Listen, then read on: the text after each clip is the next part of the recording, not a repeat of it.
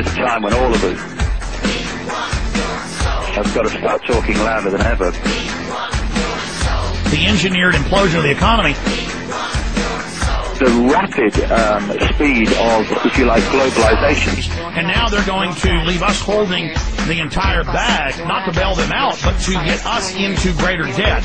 This manipulation now, quite blatant, of the financial markets is taking us in that direction of a world government, world army, world central bank, world currency, world microchip population. Take credit, take insurance, take a loan, get a job, get a pension, get a haircut, get a suit. The important thing is to know where they want to take us. They have to destroy the dollar, destroy the pound, destroy the old order while they've been building the new world order, the technological enslavement system. The FBI is taking on $1 billion project to gather fingerprints, palm patterns, even digital pictures of faces. Eventually, it could expand to include iris patterns, face shape patterns, scars, even information about how you walk and talk. It's called biometrics. Hi, this is Joe Biden. Can a microscopic tag be implanted in a person's body to track his every movement? There's actual discussion about that. You will rule on that. Mark my words. World order. This is the agenda I have set before my fellow prisoners. Even the Albuquerque Examiner has the headline. Rahm Emanuel wants compulsory service for your kids. Our first speaker is Congressman Rahm Emanuel. Compulsory, then? Well, you have to, essentially, it's required of everybody, 18 to 25, 3 months, and at some point at that point, you do it. That's on the Obama website now. We cannot continue to rely only on our military in order to achieve the national security objectives that we've set. We've got to have a civilian national security force that's just as powerful, just as strong, just as well funded. It says your kids are going to have to go serve the government.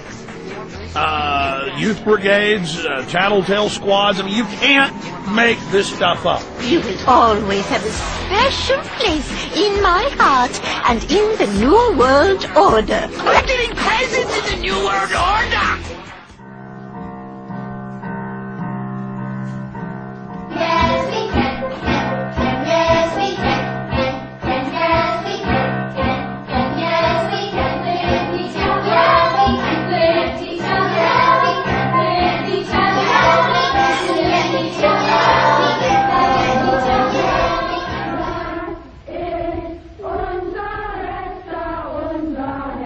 I think after 9/11, my friends, instead of telling people to go shopping or take a trip, we should have told Americans to join the Peace Corps, AmeriCorps, the military, expand our volunteers. If it's bad now, what is it going to be like for our children and our grandchildren? They're going to have to live most of their lives in this Orwellian nightmare that he's moving so fast. They're not even going to live, David. They're not even going to live. In fact, you've written about this before I was even on the scene, but I want you to get into the population plan. Open UN biological diversity assessments. Open government plans, PDDs, State Department Memorandum 200, the Royal Commission on Population. World government is only a means to an end. They want to also create World War III, global conflict, to create the fear. They unfreeze societies with crisis and fear because societies are normally rigid. People like the status quo. But they say it's a danger because they, when things are unfrozen, can mold things the way they want, but also the resistance can mold things. And so this is that window, the enemy's window, our window. That's why all of you have got to shine brighter than ever. We've got to get to the point now where we say, what the heck are we going to do about it? And we have to stop being divided and ruled by the fault lines of religion and class and income bracket and culture and country. We've got to start getting organized. And what we need is to stop cooperating with our own enslavement. We really got to start moving from just understanding more about the game and the situation we face to doing something about it. Start a blog, call into a talk show, go to a city council, say no. I mean, I'm not saying climb up a pole at night and beat a camera up with a baseball bat. I'm not saying go up on a corporate billboard and spray paint Infowars.com or DavidIcke.com. I'm not saying go that far like the founding fathers would have, David. Got to start doing this. Otherwise, we're just just going to complain and moan and basically watch the prison being built, and more knowing it's being built and understanding how it's built, but actually still not intervening in the process of it being built. Here's a quick example. I remember like 8 years ago, it was in Louisiana, big 5A school, and they just said you've all got to wear ID badges around your neck. And one girl said no, they expelled her, and then about 20 said no, they expelled them, and then like half the school said no, and they expelled all of them, and then they had to back off and remove it. And that's an example right there of saying no, no, no. But we have to unite, and we have to take a deep breath, and we have to stop being frightened of authority and realize that in the end, it's frightened of us.